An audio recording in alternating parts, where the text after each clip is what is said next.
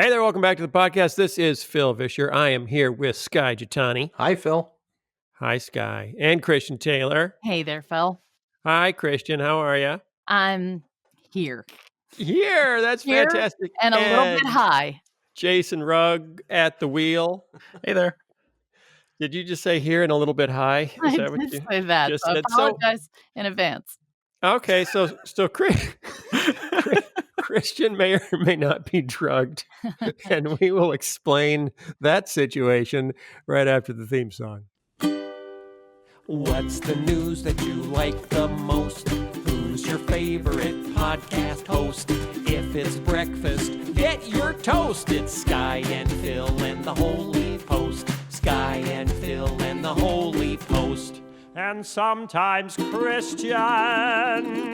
Okay, Christian, what happened? How did you get drugged? Christian is very drugged, I will tell you, because I had major back surgery on Monday, lumbar fusion, and I was in the hospital through Wednesday. Everything seemed to go great. I came home. Lumbar Fusion is one of my favorite dance bands, by the way. Well, it doesn't make you dance better, I will tell you that. No? Especially when you've had two of them. This was my second one. Oh, my goodness. You're a lot more robotic, I think, after that. How many of your vertebrae still move freely? Well, so 4 of them really don't move freely. So I don't know how many there are in the human body. How many are there? 13? That's what Google's for. Oh, okay. Yeah, Jason will tell us. Okay. So yeah, they did. I got out of the hospital. It was fine. But when they took the big bandage off on Thursday, I had a real big rash over where the bandage was. And it looked like, I don't know, maybe I was allergic to the adhesive or something. But over the course of days, it spread from there to my entire body, top of my head, tips of my toes, behind my ears. And I have been insane. Like when you itch like that, like you want to kill somebody, like you go out of your mind. And okay, who did you kill? I mostly wanted to kill myself. I was like, and I was swearing. I really wasn't myself. I told Christian this is just like the book of Job. I told him all I wanted was a pottery shard because I just wanted to scrape it all over my body. Where my kingdom for a pottery shard. But who makes pottery shards anymore? I couldn't find one. That was probably, but you know what I did use? I found a pasta strainer. You know, those like spoons that strain pasta. It was in the middle of the night last night. I had to take off all of my clothes. I'm lying in bed. I'm so hot. I'm scratching everywhere, but I couldn't reach like in my back. So I went to the kitchen and I got this pasta strainer, and that is what I was using. It was out of control. So this morning I didn't want to go to the emergency room because when I was in the hospital, I had to wait in the recovery room for 2 hours because they had no beds because of COVID. Our own little hospital was all filled up because of that. And, you know, they were understaffed there. And so I thought, well, I don't want to go to the ER. So I was going to go to the urgent care. And they said, you know, as bad as your situation is, you have to go to the ER. We can't treat you here. So I went there today thinking it was going to be bad. And it actually really wasn't. They have a big system down now where you don't really have to wait. And I got my COVID test. They did a COVID test there. I got it back in 20 minutes. So that was nice. I was negative, just so you know. Good. And they gave me an IV full of steroids and Benadryl and all of that, and it didn't and Norco and Tylenol, and I'm still itching. So they said it may take hours to days to stop itching. So that's what happens. I apologize in advance. So do they think it was the adhesive, or is it why would that spread all over everywhere? Well, and I had a fever when I went in, which was weird. But when I left, my fever was gone. And all they said was they think it was probably the reaction to the adhesive that just spread. I don't know. I do not know, but I would appreciate prayers that by the time people are listening to this is over. Wow. It's not at all fun. Skye, do you have anything exciting like that? I don't have any rashes or scratches or, well, I guess I did cut my head shaving the other day. Oh, that doesn't sound fun. No. Is that like a first? I haven't done that. I think what happens is we have this new puppy, and the new puppy had scratched Are you blaming everything on the puppy now? There's anything that goes wrong? Wait a minute. The puppy had scratched my head, and I didn't really realize it. And I had this little scabs apparently somewhere on my head I couldn't see. And so when I was shaving my head, it opened that up with the razor, and then I was bleeding profusely. I almost had to call the paramedics. It was terrible. Oh, my gosh. I know. It sounds... You got to stop wearing your new puppy on your head. I know. He's just so cute. You want to roll around on the floor with him and let him just, tumble with you. Right, okay, nibble. I'm still trying to understand. Do you shave your head every day? Well, no, every couple days. It's partly because I just don't like shaving all the time. And I work from home. So, if I don't have any meetings or appointments or anything, I just let it all go. That's crazy that you have to shave your face and your head. Mm-hmm. It's a lot of shaving. I do a lot of shaving. All, he shaves everywhere because of his bodybuilding. He does those bodybuilding competitions. And swimming. I'm a great swimmer. You got to be clean. You got to be clean. In there. Do they still sell that? That stuff never worked. I could not stand that stuff. And it smelled terrible. Okay. All right. Enough about Nair. Do you want an update on the vertebrae thing? Oh, yeah. In case anyone's wondering. Okay. So you're 13? Born with 33. 33. And then by the time you're an adult, you usually have about 24, but you can have more if not all of them fuse together. So where do they go? They fuse together. They just fuse together into each other. So some people that can have up to 27, I guess, according to what I just read. So and occasionally you'll poop one out. News of the butt. Okay, sorry. I don't think that's true. Wow. Unless you swallowed one. I swallowed a vertebrae. I got tackled too hard. I just swallowed a vertebrae. Okay, speaking of bad news. Uh-oh. I don't really feel like talking about politics, I'm kind of tired. I'm kind of tired of it. We're still in a very odd place as a country of having an election but no president or no agreed upon president. But anyway, I don't really want to talk about that. Do you want to talk about that, Skye? Because I don't really want to talk about that. No, it's Thanksgiving. Let's Thanksgiving. Avoid controversy. Yes, so let's talk about something cheery. Parrots in a wildlife park had to be relocated because they began swearing at visitors. Where did they learn those terrible words? I wonder. Probably from me last night. 5 parrots had to be removed from public view at a British wildlife park after they started swearing at customers.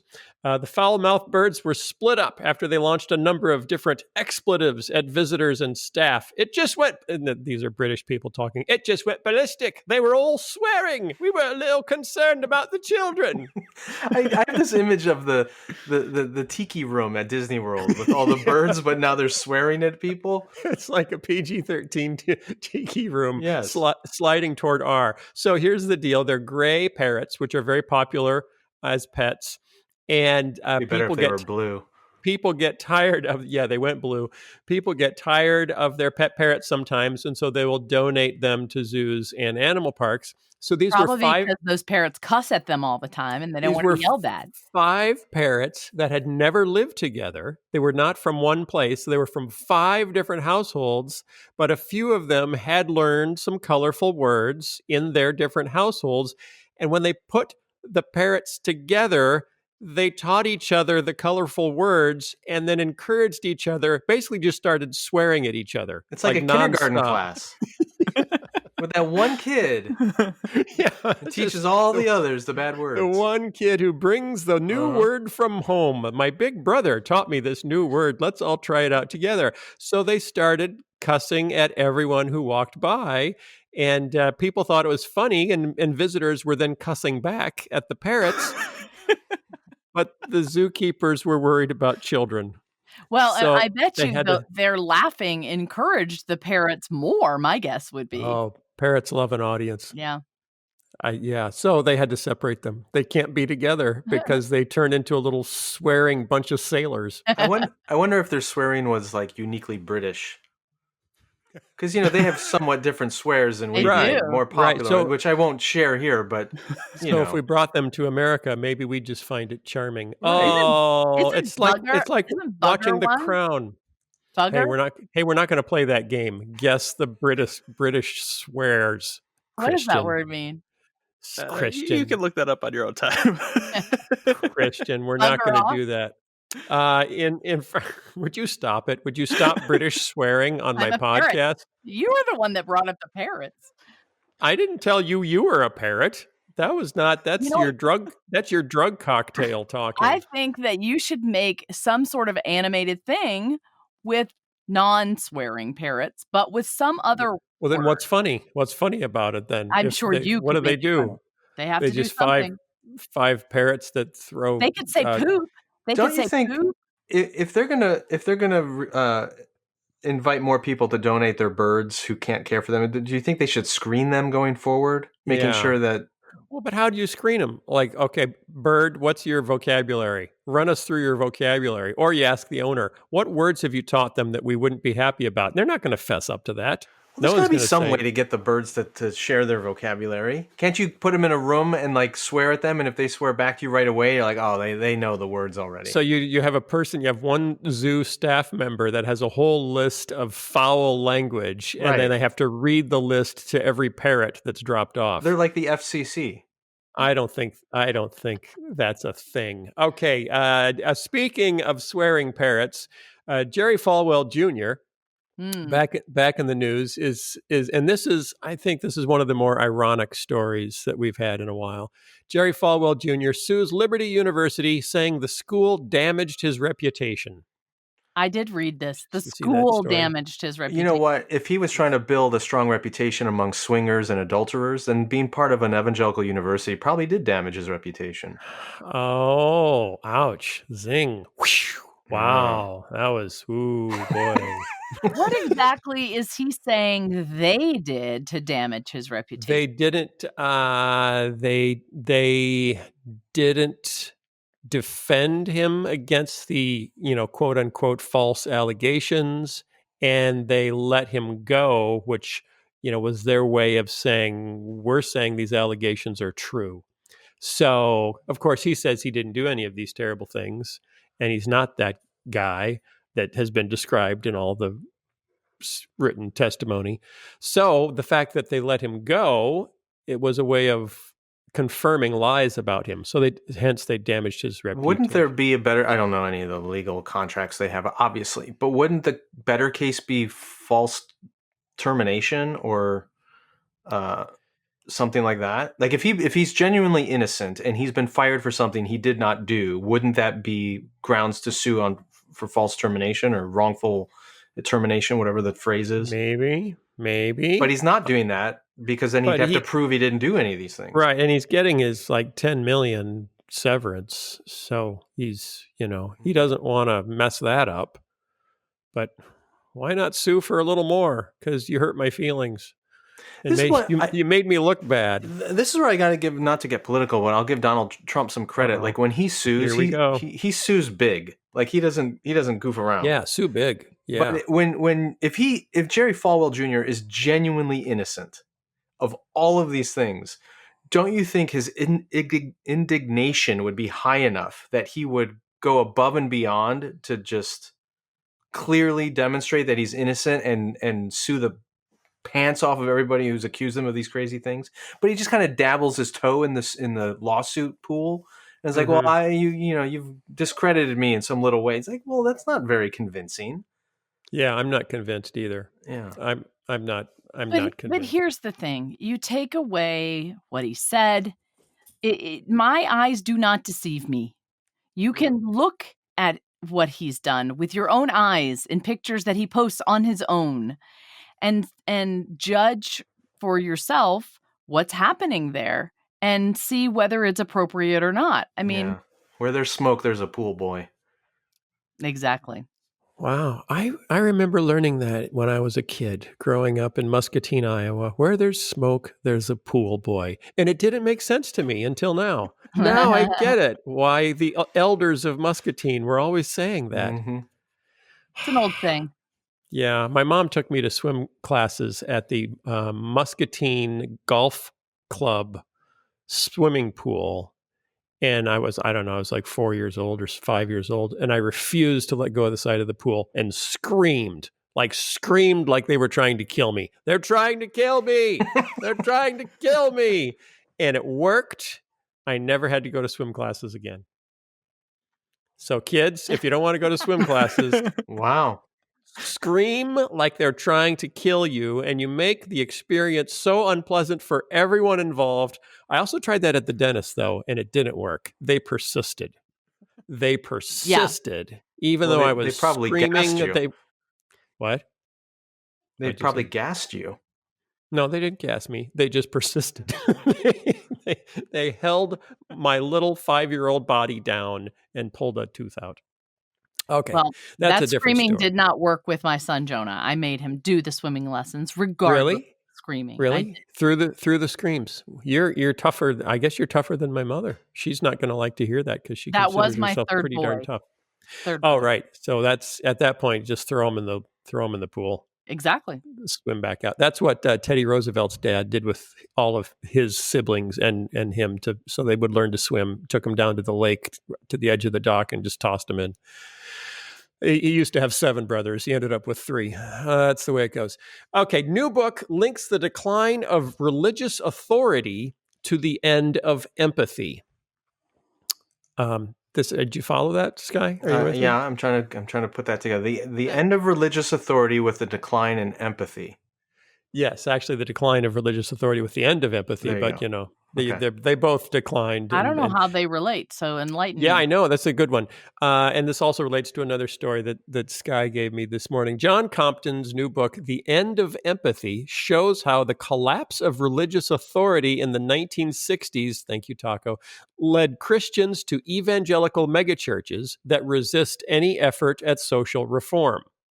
Okay? The collapse of religious authority in the 1960s led Christians to evangelical megachurches that resist any efforts at social reform. All right, there's a lot of unpacking that needs to happen here. There's a lot of... Who's the author again?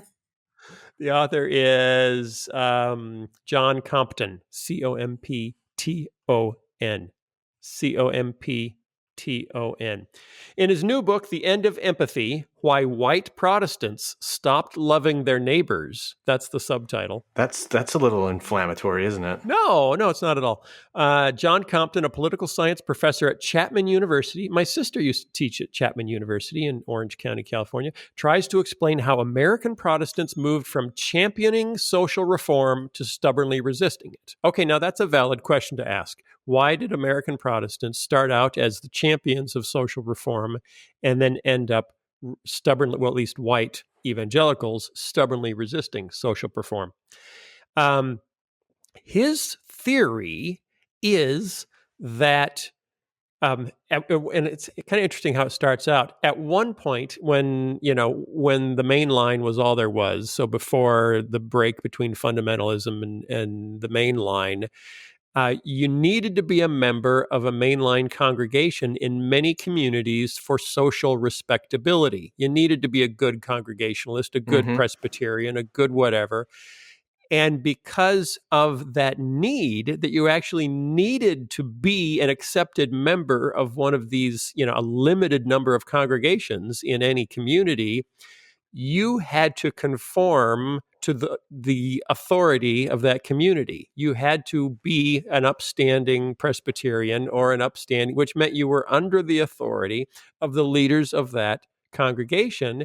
And they were, at that time in history, more reform-minded. It was before the split where the liberal Christians took social reform and the conservative Christians took personal salvation, and nary the twain would ever meet again.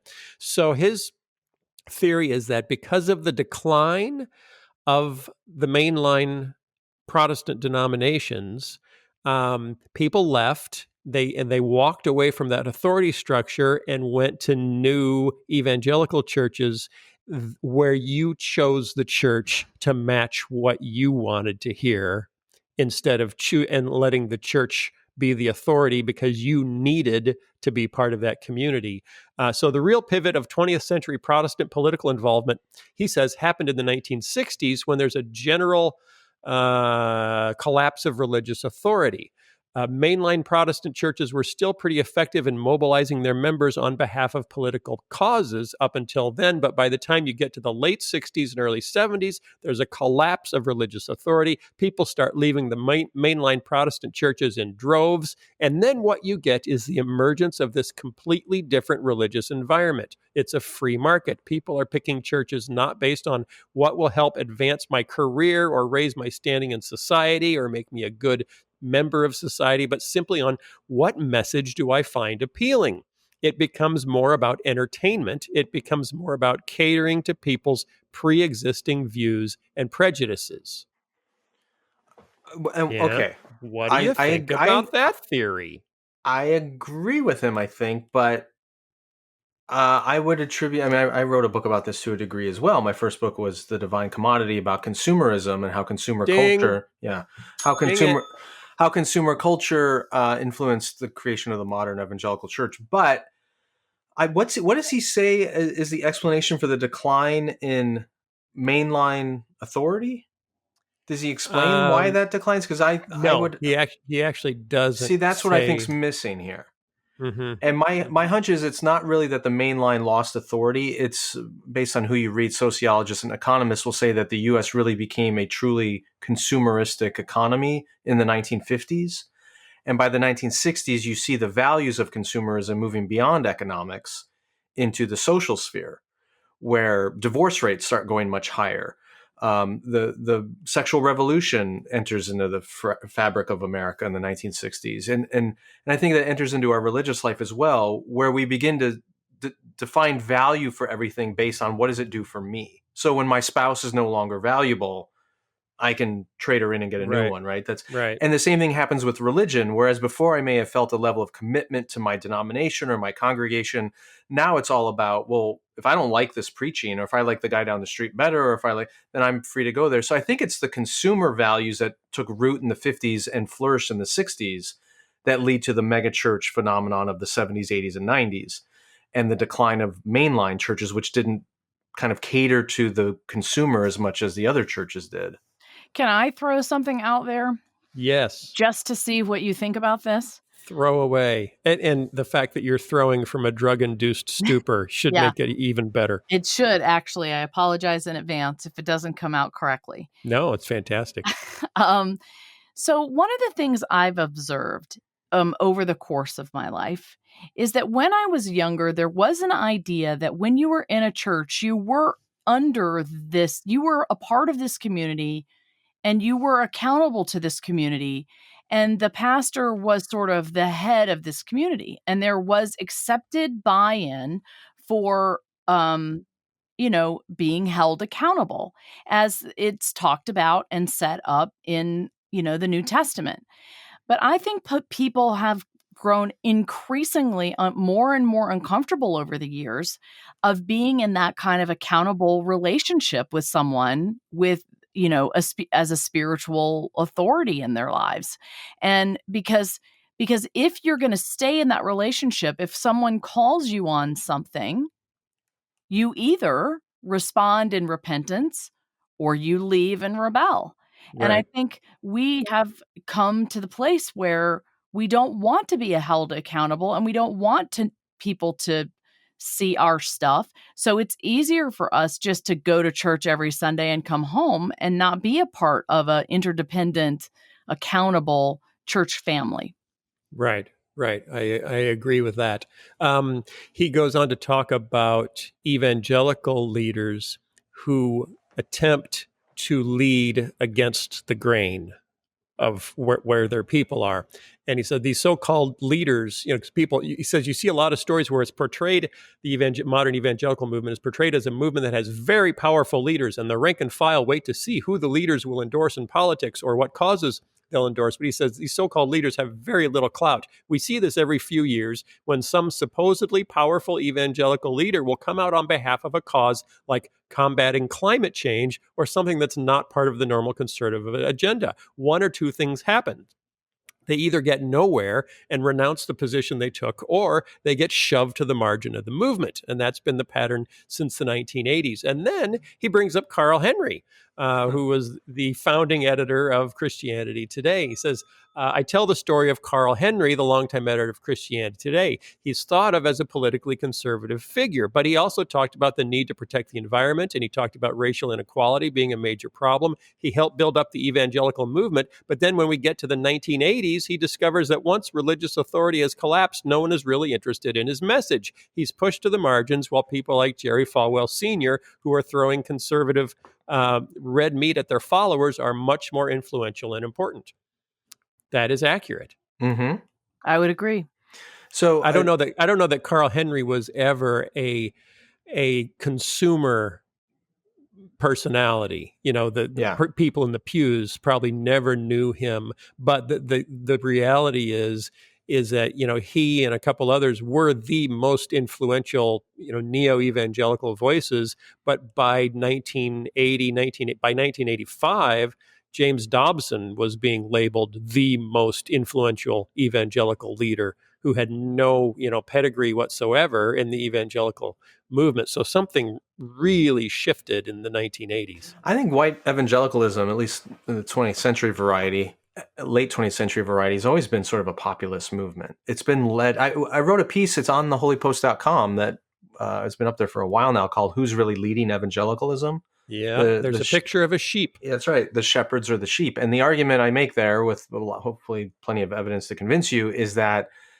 the leaders are not leading. It's the flock that's leading the shepherds. They're the one, because it is a populist movement. We do have a First Amendment where there's freedom of religion. People choose their religious affiliation, and the marketplace ends up determining what churches do, what parachurches do, what ministries and leaders say and do. And as a result, we really don't have any form of church discipline. We don't have any authority structure.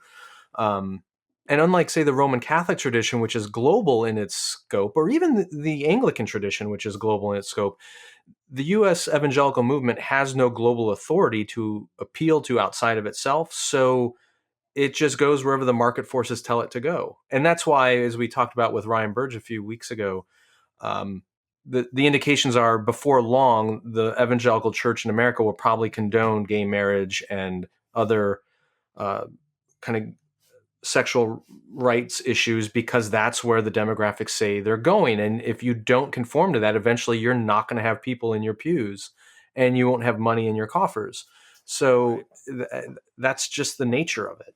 And by the way, this is when I've a number of friends who have been either Christian leaders or just leaders in general in the LGBT community. And when I've talked to them about this issue, one of the things they've said to me as to why they tend to critique evangelicals so much about gay rights, but they don't go after Roman Catholics, is they say, listen, Roman Catholics, they still don't affirm divorce. They don't affirm contraception. They've just started doing their mass in English a few years ago, right? It was in Latin until then. Whereas evangelicals, they say, have conformed to every social expectation that's come along. They conform when divorce became widespread. They conform to all these other issues that come along, and they just adopt them. But the fact that up until recently, at least, white evangelicalism has not adopted to gay rights or gay marriage, they attribute that it can only be bigotry, because clearly evangelicals don't have any strong convictions to begin with. So I think that's what he's talking about here, is just the market forces of white evangelicalism are powerful, and that ends up determining where the church goes. So what is the antidote to this? Don't be a white evangelical. There you go, looking for answers again. Well, very depressing, because in a sense, we can identify the problem. We know the problem. Yeah. And the problem is us. The problem is us. And well, I have another article, one that Skye threw in from the Gospel Coalition, entitled, "We used to ask institutions to form us. Now they must affirm us."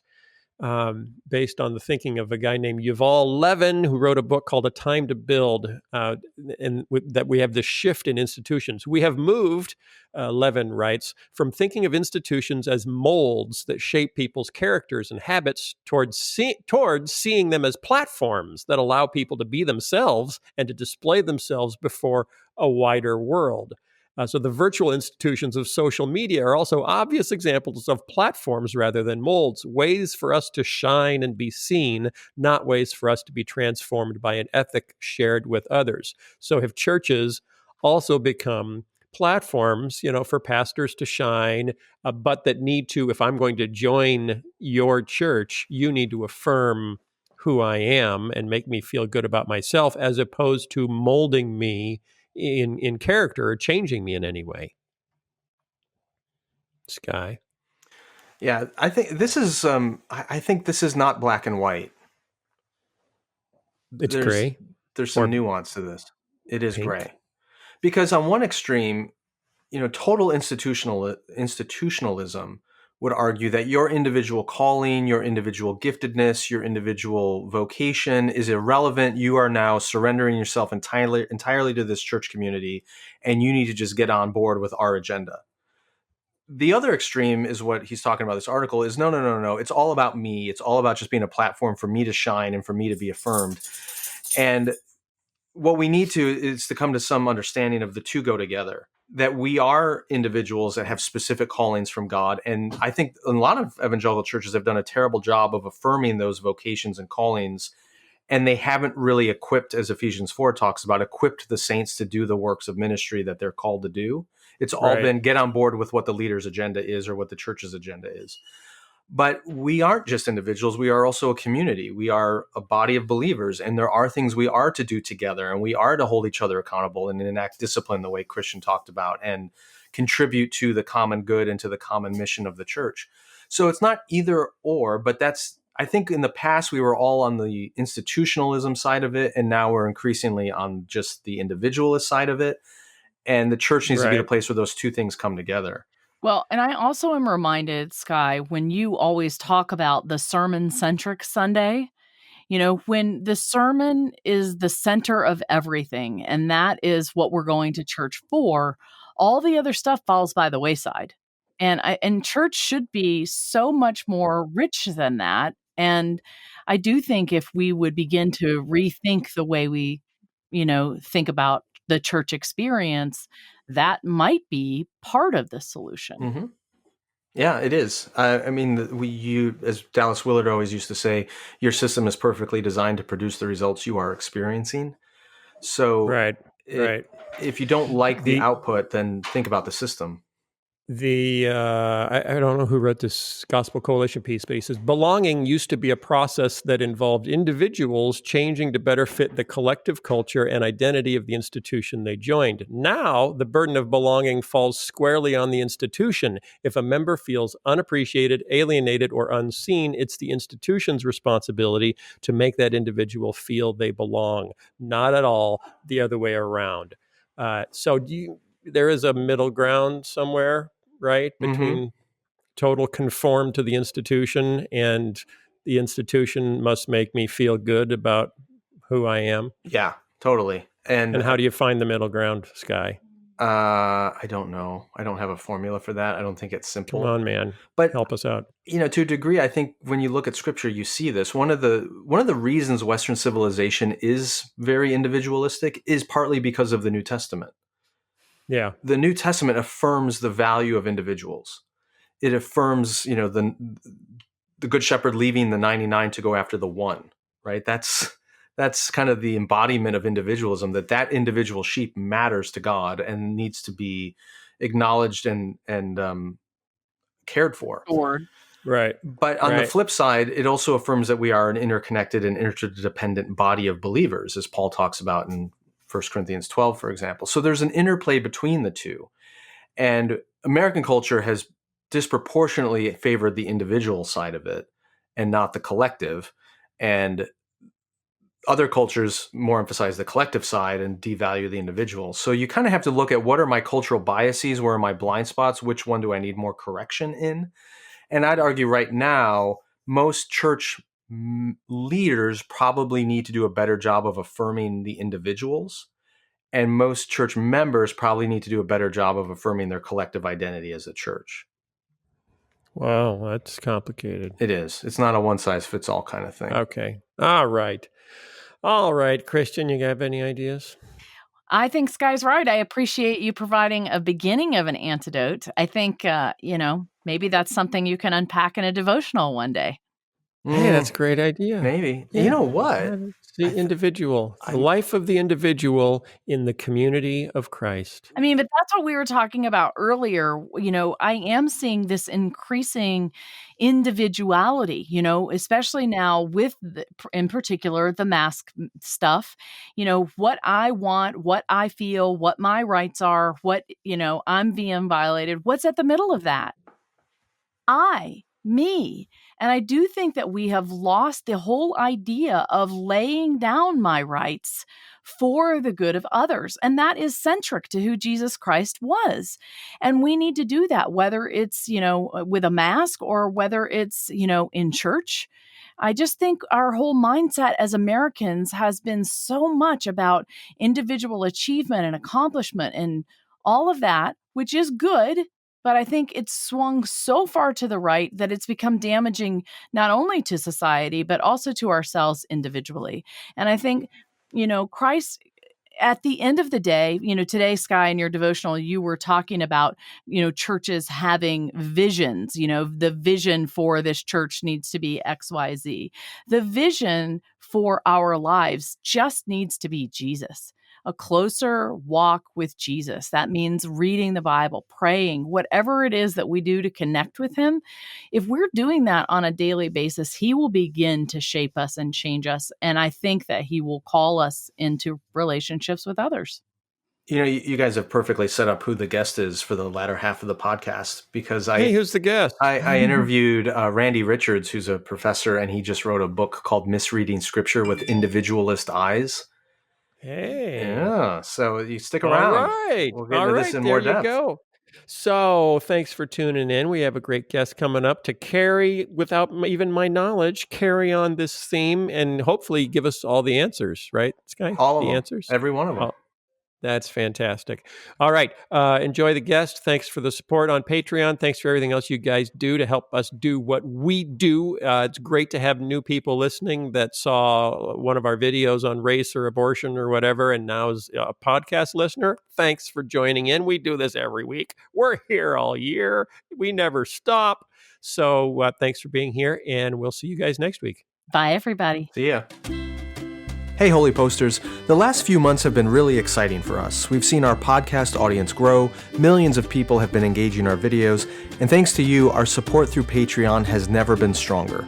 Phil and I have a lot of ideas about the future, and we think it's the right time to grow the Holy Post and the team behind it. And that's where you come in. We're looking for someone to oversee the business management side of the Holy Post and to help us develop and launch new projects that we've been planning. It's an important role, and we need your help finding the right person to fill it. We're looking for someone with business management experience who's familiar with our audience and who understands the world of digital media. So if that sounds like you and you're looking for a challenge that includes building out a team and creating a new kind of Christian media outlet, we want to hear from you.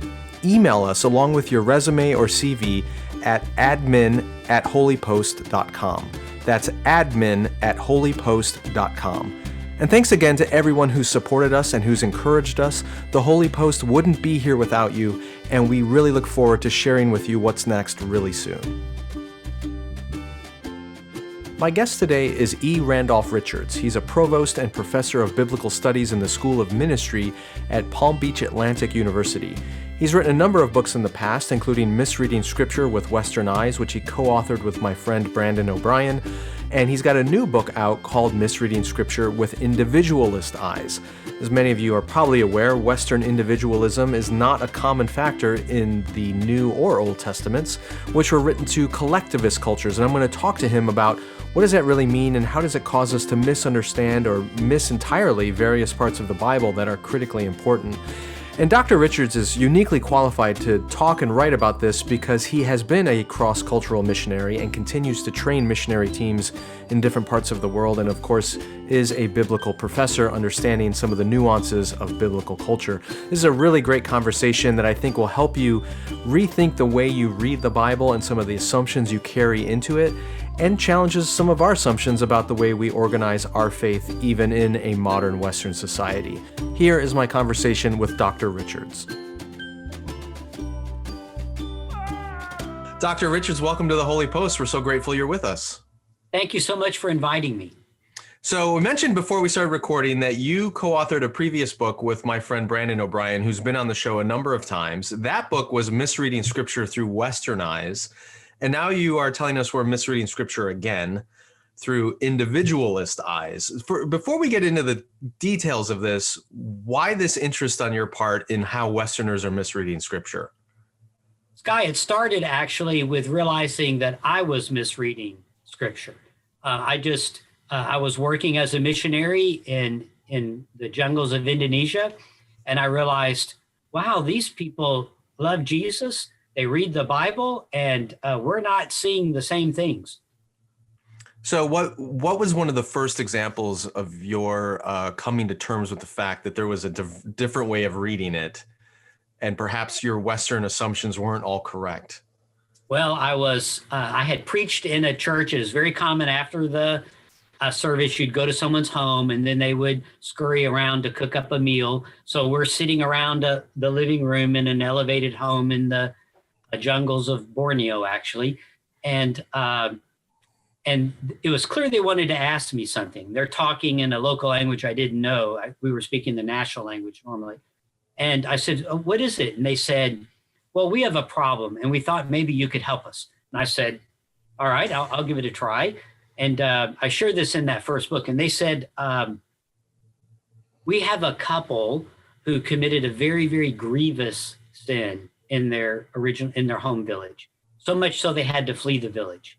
They moved to our village about 10 years ago. They've been living wonderful, godly lives ever since. And they want to join our church. We're just not sure if we can let them. And I said, what was the sin? They said, oh, it was a very, very serious. So we chatted a minute, and I realized I'm not going to be able to answer unless I know what it was. And so I tell them, I'll need to know what it is. And they don't want to air, dirty village laundry in front of the guests. Finally, they said, okay. They had married on the run, which in America we call eloping. And I said, what's the sin? And they all stopped and they looked at me and they said, have you never read Paul? Well, Skye, I did my PhD in Paul. I thought, gee, I thought I'd read Paul. I don't remember anything about eloping. And they said, well, Paul says, children, obey your parents. I said, we know they don't always obey their parents, but in the most important decision people will ever make, really, you should obey Scripture. And Skye, I realized in my culture, that verse had an expiration date. It didn't apply after 18. And that's when I started thinking, maybe I'm misreading Scripture. Well, one of the things that intrigues me about that story and many of the others that you've told, this isn't something that only happens when you go to Borneo. No. This is something that we experience right here in the United States among English-speaking lifelong Americans who come from just slightly different cultural contexts, who prioritize sins differently or virtues differently, who emphasize different parts of Scripture, who are blind to certain things. This has been one of the controversies in our recent political season, where different groups of Christians have emphasized different values, and we want to judge one another for that rather than maybe pause and rethink some of our own assumptions, which is what I love about what you're helping us do with these books. Let's talk about the new one, Misreading Scripture with Individualist Eyes, which seems like a subset of the Western Eyes thing, because individualism is a core value in so much of Western society. First off, can you relatively briefly define the difference between a collectivist society and an individualist society? I'll give it a try, Skye. One of the things that we say is that deeply rooted ideas in a culture go without being said, and often are very difficult to define, but I'll give it a try. Individualism, we're all kind of familiar with it because we are individualists. So a collectivist is the opposite. It really kind of can be described in some ways by identity and obligations. And obligations means, in a sense, what I value. So identity, I introduce myself. I'm Randy. Okay. And then I start often describing things I like or things that are very unique about me. Many of these unique things are actually rather shallow and can change 5 years from now. But but they're the things I like to point out because they're, in many ways, I think that's what makes me me. And a collectivist will still say, I'm Randy, but then I will describe myself as a member of a group. And all of the things I say about myself would actually be true about the group and would probably be true 5 years ago and 5 years from now. My identity comes from the group, not from what makes me an individualist. And it's so foundational to everything that they do. It goes without being said. So going back to your eloping story from Borneo, this idea of a young couple running off, forsaking their family obligations and pursuing their dream of love together and getting married, that would probably be celebrated in a lot of our culture. There'd be movies about that. It's a romantic individualist ideal. Whereas in a collectivist culture, as you discovered, it was deeply lamented and seen as a grievous sin because you were putting yourself above the interests of your family or your community. Is that a fair way to assess it? Yes. And in some ways, it's not that they did arranged marriages where I worked, but they would never have someone marry against their wishes. So the challenge was, in the sense of those people, that couple did not take the time to discuss it with their families, to help the family see why it really mattered to them and why they really wanted, and to listen to the families talk about what did they see as the obstacles and the challenges in this marriage. The family would say, well, maybe, you don't have shared goals, you don't have shared backgrounds, things that often we discuss when we do premarital counseling. So in their mind, they didn't stop to listen to the voices of their families. The families might have eventually approved of the marriage, they usually did, but they would want the couple to listen to their parents and their families talk about why they had concerns. So I've experienced this a bit in my own family background because my father is an immigrant from India and a more collectivist culture for sure, although he was always kind of the black sheep of the family and never bought into it. So, but when I go back there or when I engage with my extended family, I see a lot of the strains of that collectivist mindset, and it chafes against my individualism and my American biases. But going to contexts like that has helped me see the scriptures differently and read them a little bit differently. So let's go to that part. In what way are we blind to the collectivist assumptions that we find in the Old and New Testaments? Great. In collectivism, I like to say, no matter what's going on, there's three elephants in the room. There's kinship, there's patronage, and there's brokerage, which is also mediation. And anytime you have collectivists in the room, those factors are in play. All right, so you're going to have to define what those three things are. Okay, sure. So kinship, we all kind of know what that is. What's interesting, Skye, is that we tend to have a negative view of it. We call it nepotism. So we want to avoid it while they would actually want to celebrate it. They would say, I'd rather hire my nephew because I have extra ways to make sure that he complies with my expectations. Patronage, it's already a negative term in our culture, and it's what makes the world go around among collectivists. And actually, it's behind so many biblical stories. It's not said, but it's actually in play. And then finally, brokerage, we call it the middleman. We want to get rid of it. And they're constantly questing for a mediator. They want another one. And we'd say, well, we don't need one. Paul would disagree. He says, we have one mediator, the Lord Jesus Christ.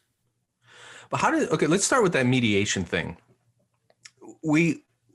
Hopefully people are familiar with the theological concept of Christ as a mediator between us and God the Father.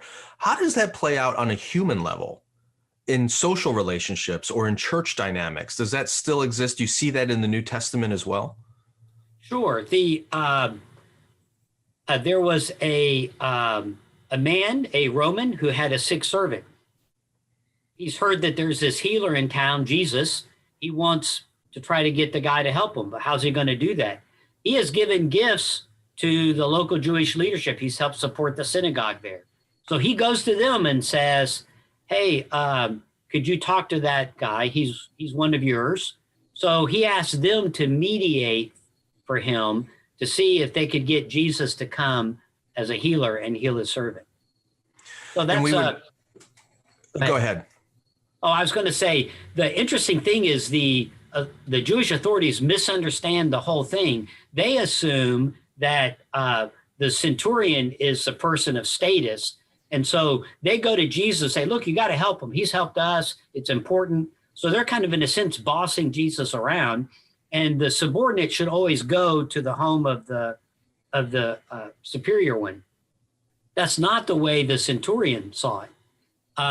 And so it's surprising that Jesus does go. He's not obligated to go. He does say, yeah, I'll go. And the centurion says, whoa, I wasn't expecting you to come to my house. And he goes and meets him along the way. He had viewed Jesus as the superior one. And one of the reasons that Luke tells us that story is to show the Jewish authorities didn't realize the status of Jesus, but the Roman had.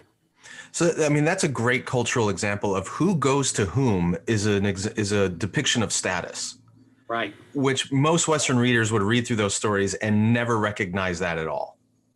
Great example. Paul is taking the offering back to Jerusalem in the final chapters of the book of Acts. And it says he arrives in Jerusalem and he's greeted warmly by the brothers. The next day, he goes to see James. Well, Luke is expecting us to be able to read all the dynamics in that. James had not shown up to greet Paul, and that James expects Paul to show up to greet him. And this isn't a snobbery or some kind of one-upmanship, because it can make James look like he's stuck up and has some beef with Paul, but that's not necessarily what's going on in the story. This is just a cultural norm that we are blind to. Is that fair to say? Yes, and part of it is our own cultural norm, Skye, that it's important for us to view everybody as equal. And so one of the things we want to say is it's not that James viewed himself as a higher status than Paul, et cetera, because then that wouldn't be good in our culture because everybody is supposed to be equal. But I think James would say, well, I am the brother of the Lord, and I am the head of the mother church. And he wouldn't necessarily be proud in a bad way of that, but I think he would be proud of the fact that it is the mother church, and he's grateful to have been the brother of the Lord. So it seems like an awful lot of white evangelical churches tend to have a very low authority structure, right? Well, we will refer to the pastor by their first name. We try not to emphasize this social distancing between us. Years ago, I was preaching at an African-American church on the south side of Chicago. My family had come with me, and my wife relayed this kind of funny story. They were sitting in the front pew, and some of the ushers came. I was speaking on the platform. Some of the ushers came and asked my wife and my kids to please scoot down because the first lady was coming. And my wife thought Michelle Obama was showing up. This was a couple of years ago when Obama was president. And it wasn't Michelle Obama. It was the pastor's wife, who was referred to as the first lady. And in that congregation, the pastor, his family, they had a certain status that would probably be really looked oddly upon in a white congregation, just because the culture in the white setting is, no, the pastor's nobody special. We pay him, in fact, and he's working for us is kind of the attitude. But in an African-American church context, there is this lofty status and this extra deferential treatment given to the pastor and their family. Is that an example of some of this New Testament dynamic, this social hierarchy that we see in the Bible? I think so. You know, Paul says to one of the churches, not many of you are highborn, meaning that some were, and that Paul recognizes it. Our culture is, everybody is equal, and we like to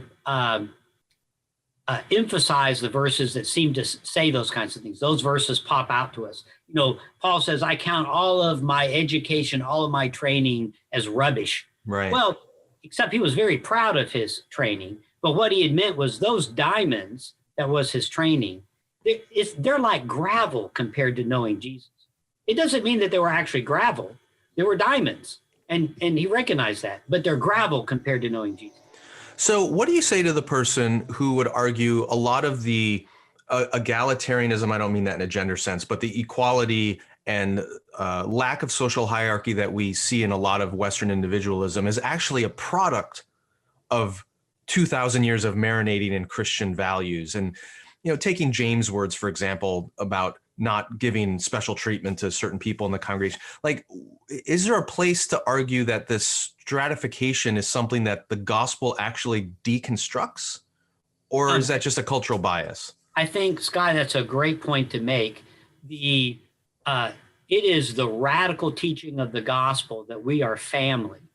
And so you're Skye Jethani. You have this great big pocket. You know, like I said, I've got friends here. They're all Google-eyed because I'm getting to talk with you. But you go home, your brothers and sisters, you know, you're just Skye. And so that's where the egalitarianism comes, that we're family. And around the table, everybody gets an equal chair around the table. And so we are brothers and sisters. That's where the equality comes. So, you know, you mentioned Michelle Obama. You know, when she goes home, I don't know if she has sisters and brothers, but let's assume that she does. They all sit around the table. That's just Michelle, their sister. Yes, but they also recognize she's also the former First Lady of the United States. So it's not that they consider that rubbish, but they recognize that within the family, we're all equal. So within the church, we are all equal. But that doesn't mean that we don't recognize there are some influential voices, Let's talk about patronage for a second. And particularly, you write about the story of Joseph in the Old Testament in Genesis. And it's a story familiar to people who even don't know the Bible very well because of the Andrew Lloyd Webber musical and, you know, Donny Osmond and all that stuff.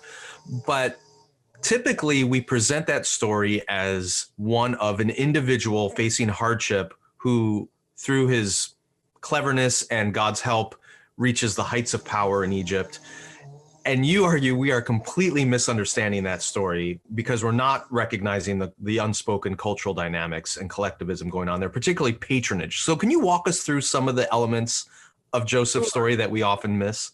Yeah, we turn it into the American success story. You know, right. The boy from the country eventually, you know, overcomes adversity in the big city and finally makes it big. And so for us, the pinnacle of the story is when he's elevated to second in command. And we fail to recognize that's only halfway through the story. There's a whole rest of the story going on. So the point is, when Joseph gets the coat, you know, it's not that he gets a nicer Christmas gift than everybody else. That coat is indicating he's going to be the inheritor. We fail to remember he's the firstborn son. And people say, no, he's not. Yes, he is. He's the firstborn son of the second wife. And we say, well, yeah, but that doesn't matter. Yes, it does. So Jacob is indicating who's going to be the line of inheritance. And so the inheritance isn't going to run through the first wife, Leah. It's going to run through Rachel.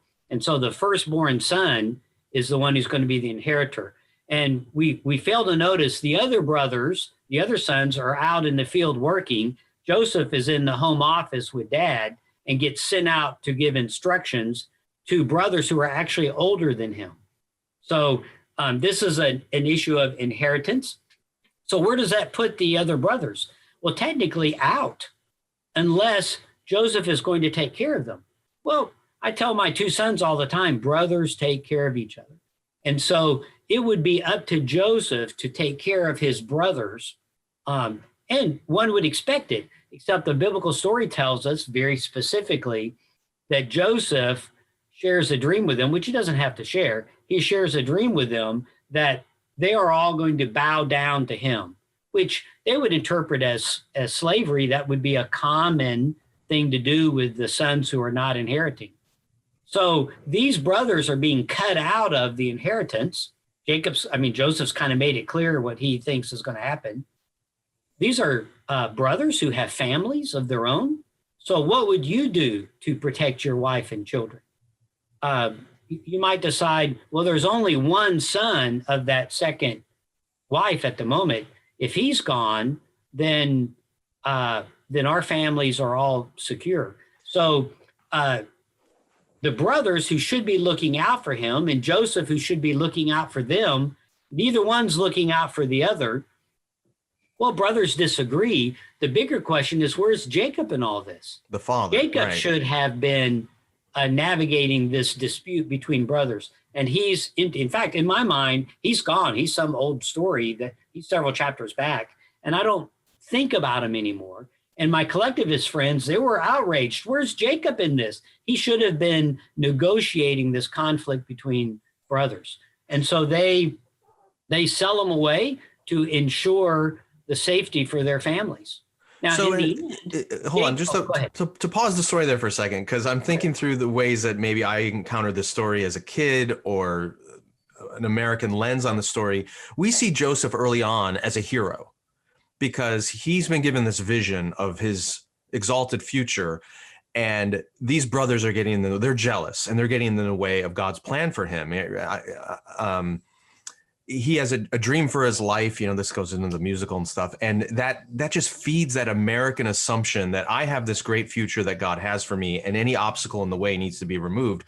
But in the way you're telling the story, Joseph is actually an arrogant little punk who is elevating himself above the welfare of his family. It's not just my opinion, Skye. The text, the first story on the first story on Joseph is he rats out his brothers on something. Right. That's the first story the Bible tells us. So they're setting us up to realize, wow, here's a brother who's not looking out for his other brothers. That's the first story. Second, we know that in the end, Joseph is able to interpret dreams. We find that out later. And so we read backwards and say, well, God must have given him those dreams. It never says that. And then second, he sure didn't have to share them, even if God had. Yeah. Okay, so then he gets to Potiphar's home. Yeah. He's sold as a slave and eventually becomes essentially the man in charge of Potiphar's whole household. Right. And when I read your interpretation of what happened with him and Potiphar's wife, again, that conflicts totally with what I was told. Right. In other interpretations. So without taking too much time, what's the spin on that we're missing? Well, Potiphar is an Egyptian, so he's of the same general race as Joseph. But Potiphar's wife and most of the servants are actually native Egyptians who are under the control of these foreign rulers. And Potiphar is a eunuch, without wanting to scandalize our audience, and probably has multiple wives. That wife was probably married to Potiphar in order to solidify the safety of their family because he's high ranking. But this would be a country estate somewhere. How often Potiphar even goes to visit, we don't know. So he's thrilled to have a manager that he can trust, Joseph.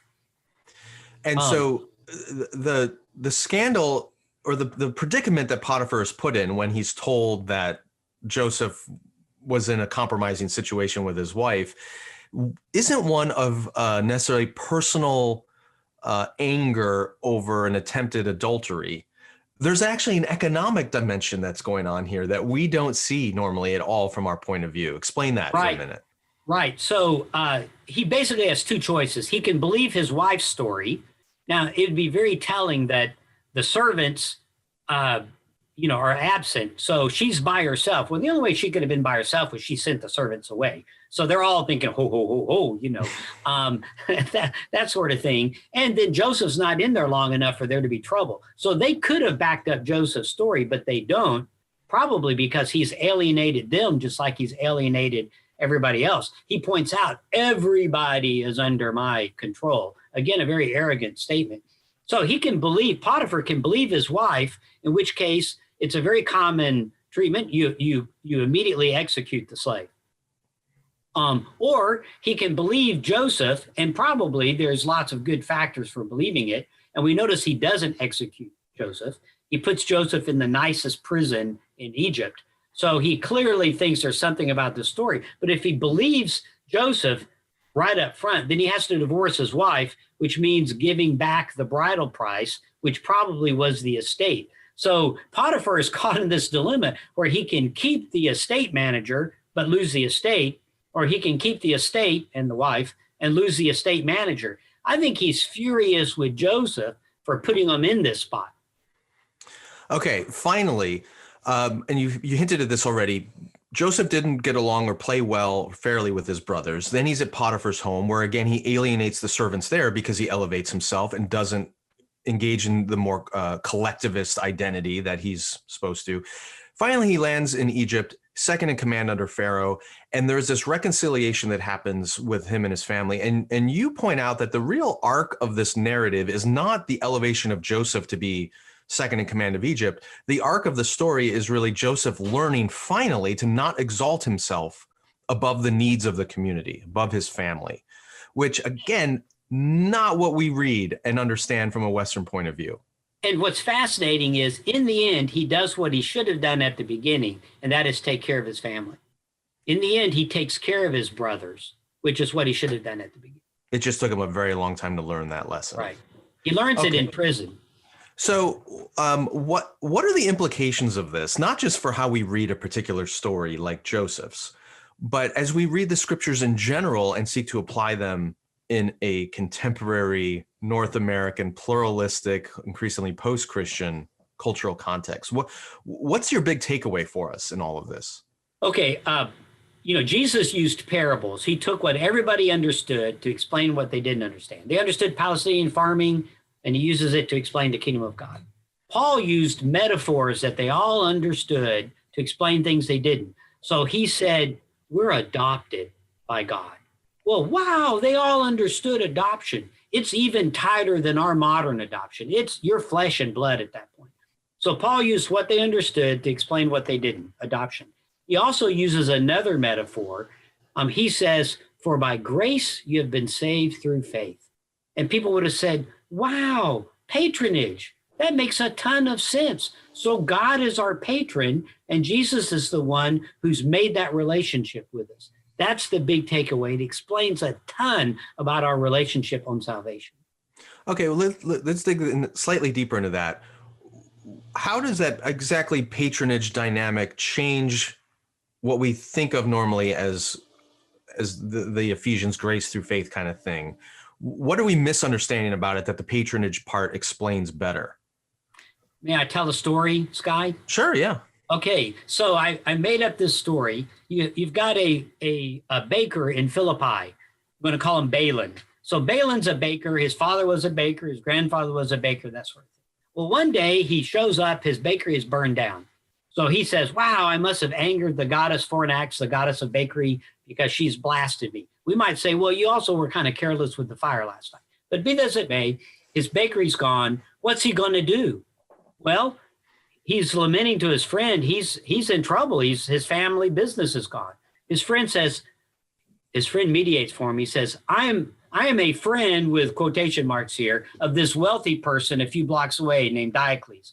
Diocles might help you.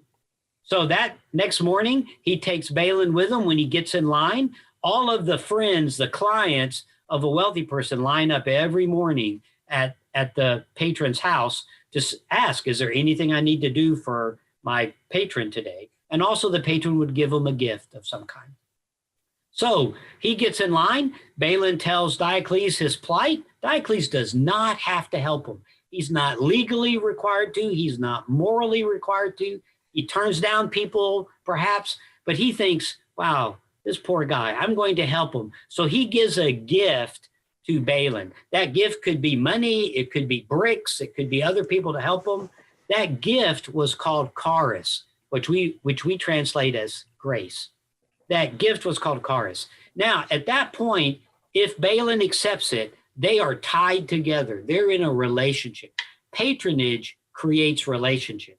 From that point on, Balin is a friend of Diocles, and Balin is expected to be loyal to Diocles. That term loyal is the word pistis, which we translate faith. When you put those two words together, the only time they're put together is in patronage. So they're tied together every morning now. Balin is in line with everybody else to ask Diocles, do you need anything?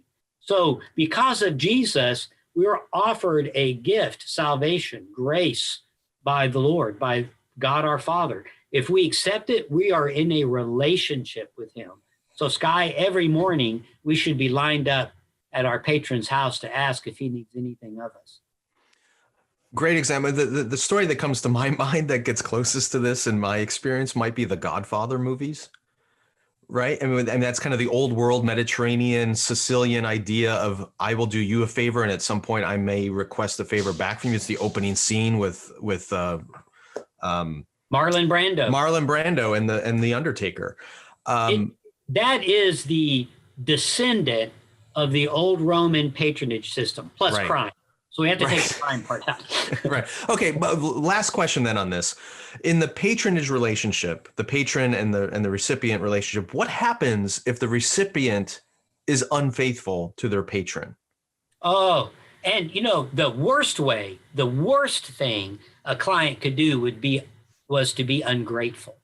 They consider that worse when they would list homicide and theft and adultery and all these terrible sins. Then they say the worst of all is to be ungrateful. And if we look in Scripture, it's the thing that God complains about the most, is that people were ungrateful. But the mediator, Balaam's friend, who was the mediator for him, mediators build the bridge that connects a client to a patron. But a mediator doesn't just build the bridge, he's always maintaining the bridge. So mediators are described as going back and forth all the time. When we see the story of Esther and the king and Mordecai, there's mediators going back all the time. So Mordecai is the mediator between Esther and the Jewish people, and then Esther is the mediator with the king. So mediators go back and forth. So John describes Jesus as saying all the time, I'm going and I'm coming. So I came to you, the Father sent me, now I'm going back to the Father, but I'll come back to you. That's mediator language. So mediators are always repairing the bridge that gets damaged. In our case, damaged by our own neglect. So there's a comfort in that if I'm ungrateful, or if I violate my loyalty to God, my patron, I have a mediator in Christ who will repair that, assuming I want it repaired. But it's a wonderful framework to think through. And I've seen this in other cultures. I've seen it in India with my family. I think people forget, in the ancient world and in many parts of the world today, if you're starting a business and you need money, there's no bank you can go to for a loan. You can't apply online for something. You had to know somebody. You had to be in relationship with somebody who would give you that money or provide their community access to you so that you could sell your bread. It all came down to relationship. That's how the world functioned. Skye, even if you had a bank, I remember asking a group, if you could borrow money from a relative or from a bank, which would you do? Well, the two Americans in the group said a bank. Right. Everybody else looked appalled. They said, well, from a relative, because if you got in a pinch, legitimately in a pinch, a relative would understand and would cut you some slack on it. So they would prefer that over a bank. While we would think, oh, absolutely not. I don't want to be indebted to my relative. So we say gifts have strings attached, and they should. Ancients would say gifts hold hands, and that gifts form relationships. And they want that. They would not want a gift with no strings attached.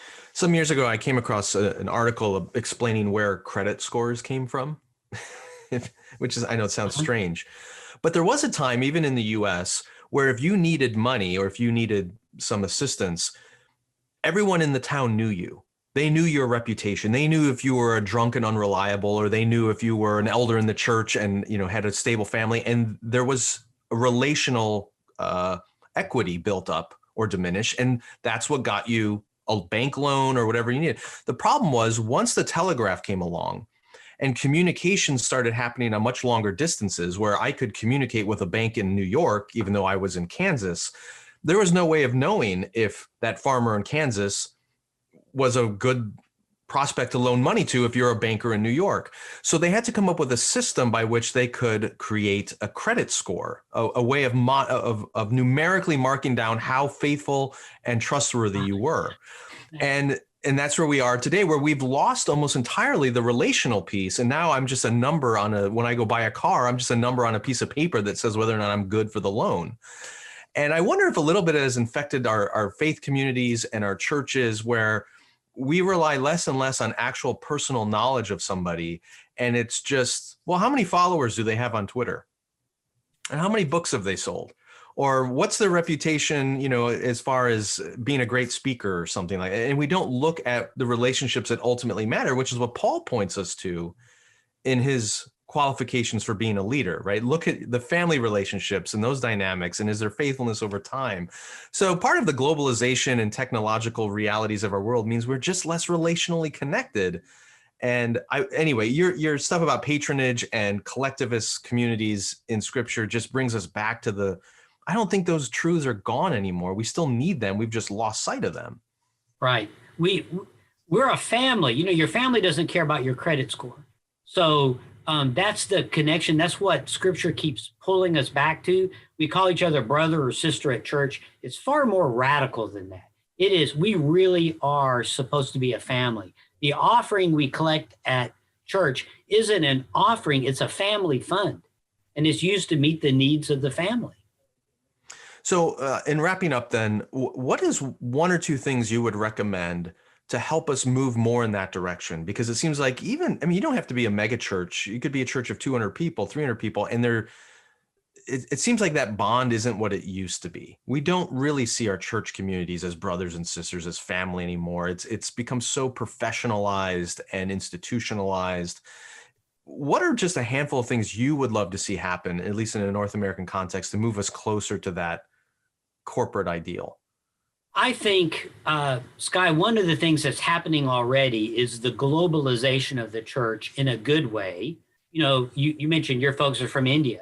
Well, that brings in aspects of collectivism that you've picked up, even, being raised here in individualist America. So the church is talking to each other more. It's even better if it's on the pew, and we're actually visiting with each other. So we're learning more about it.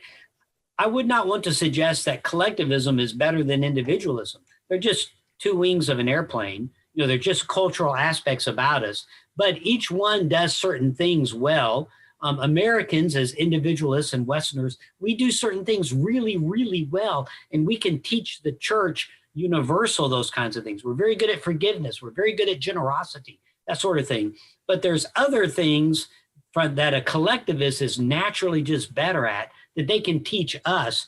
And together, as we sit around one table, we can be better members of our Father's household. Amen. Well, this is one of the beautiful things about the diversity of the United States, and including the immigrants and refugees that have been coming into our communities, because as Christians, as brothers and sisters, we can learn from these different, just as you had to go to Borneo to see some of these blind spots, we can discover them just in dialogue with people right in our neighborhoods. Right next door. Well, Dr. Richards, thank you so much for being on the show and for writing this wonderful book, Misreading Scripture with Individualist Eyes. I don't want anyone to think that this is like a high academic work that they won't be able to understand or access. This is written for the average Christian who really wants to understand the cultural context of the Bible and see things there that they've been misreading or not seeing at all. What a great resource. I hope there's going to be more of these. You did Western Eyes, you've done Individualist Eyes. Is there a hope for another one? Brandon and I were talking about this last night. So, and are you willing to disclose what the topic would be? We actually want to look at how some of these things are layered together, how sometimes we're bringing our cultural read, sometimes we're bringing our personal, I was raised in Texas, which meant I'm a Baptist, and that just has certain filters that automatically happen. Sometimes it's my what happened to me personally. I'm part of a marginalized group, or I'm part of a privileged group.